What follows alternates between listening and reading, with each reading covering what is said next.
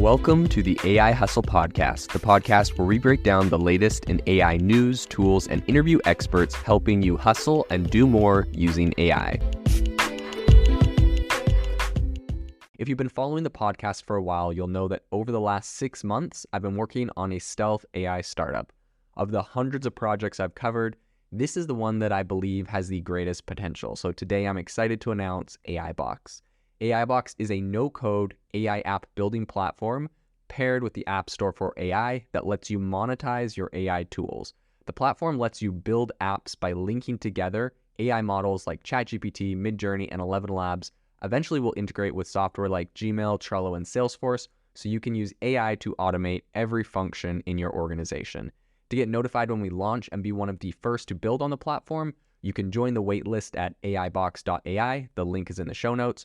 We are currently raising a seed round of funding. If you're an investor that is focused on disruptive tech, I'd love to tell you more about the platform. You can reach out to me at jaden@aibox.ai. I'll leave that email in the show notes. Welcome to the ChatGPT podcast. On the show today, we are going to be talking about the controversial issue, for some, of OpenAI hiring ex-Google employees. And we're actually going to break down the makeup of OpenAI, where they're taking their employees from, and also where they're taking their leadership team from.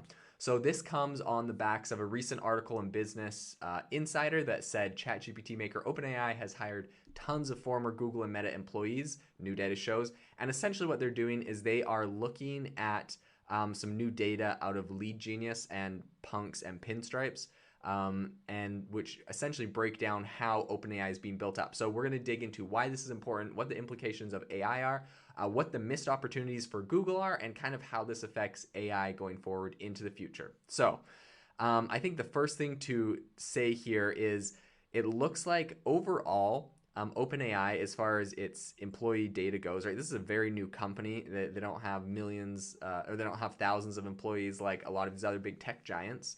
But it looks like they have hired so far around 60 people from Google.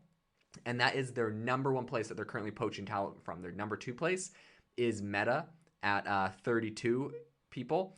And then you have Apple. They've stolen 16 people from there, 14 people from Dropbox, and 11 people from Amazon. Now, what's interesting with Meta, Apple, and Amazon specifically, aside from Dropbox, the other three below Google is, and actually Google included, all four of these have very big AI plays that they're currently working on. So they're essentially finding people that have vast experience, years of experience in AI. And it kind of begs the question, like, why are these people moving from, like Google, which would seem like an incredibly comfortable job, to something in such a new tech startup? And I think the reason is whenever you have one of these companies come out with a product that is such a blockbuster success, ChatGPT got 100 million active monthly users on month 2. People just want to work on something where they feel like their work is being used, where they feel like they're making a difference, they're making an impact. And I think that's what OpenAI is benefiting from. They were the first to market with this really powerful tool. And it's not like other companies were incapable of producing this. Facebook had a chatbot. Bing apparently and Microsoft have been testing internally their chatbot for years. And Google is the one that pioneered the entire transformer technology back in 2017 that was used to create ChatGPT. So, they came out with Bard so quick after ChatGPT. They've been just like slow walking this thing because they're worried about how it's going to affect their ad business.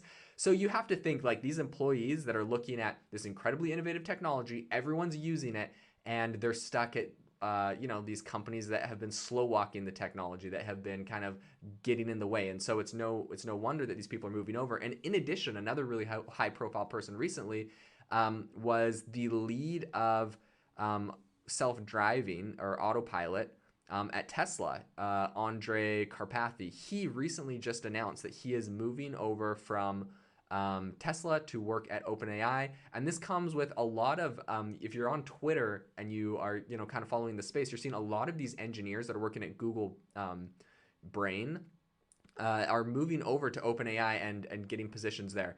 So it's pretty interesting to see what's happening.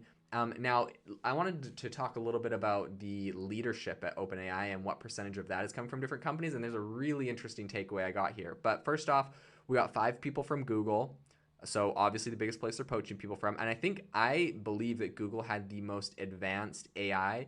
And the reason for that, second to Bing, or I think they have more data than Bing, but because essentially what these big companies are doing, when you have a search engine like Google or Microsoft's Bing, what you're able to do is you're able to look at, you're crawling the entire web. And when you crawl the entire web, Google knows what's on every single web page. And all of that data, websites have to opt in. It's on the privacy policy terms of service that they're allowing Google to crawl their website and essentially look at what data is on their website.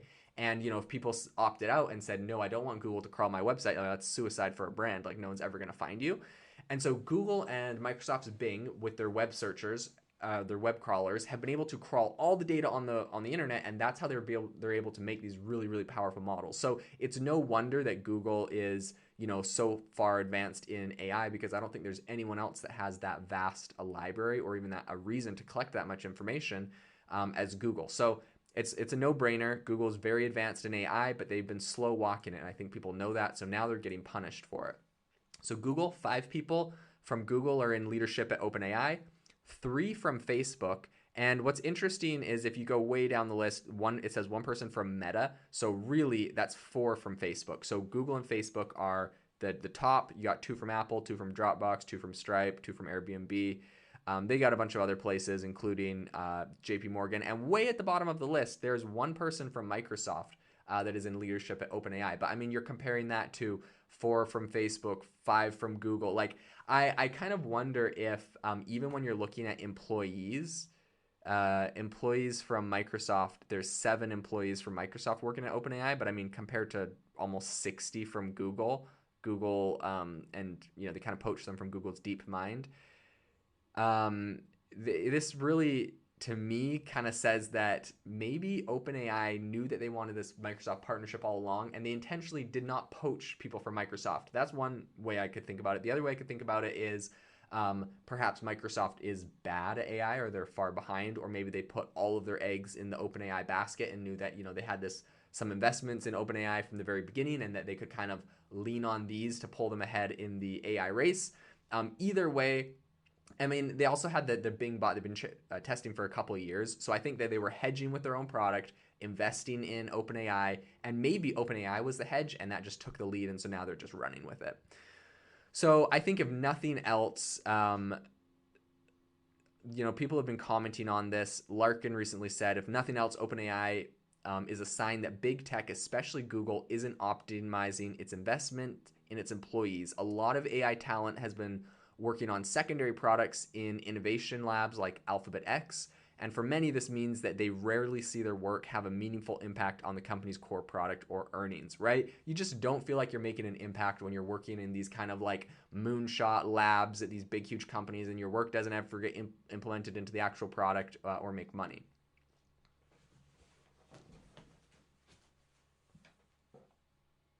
If you are looking for an innovative and creative community of people using ChatGPT, you need to join our ChatGPT creators community. I'll drop a link in the description to this podcast. We'd love to see you there, where we share tips and tricks of what is working in ChatGPT. It's a lot easier than a podcast, as you can see screenshots, you can share and comment on things that are currently working. So if this sounds interesting to you, check out the link in the comment. We'd love to have you in the community.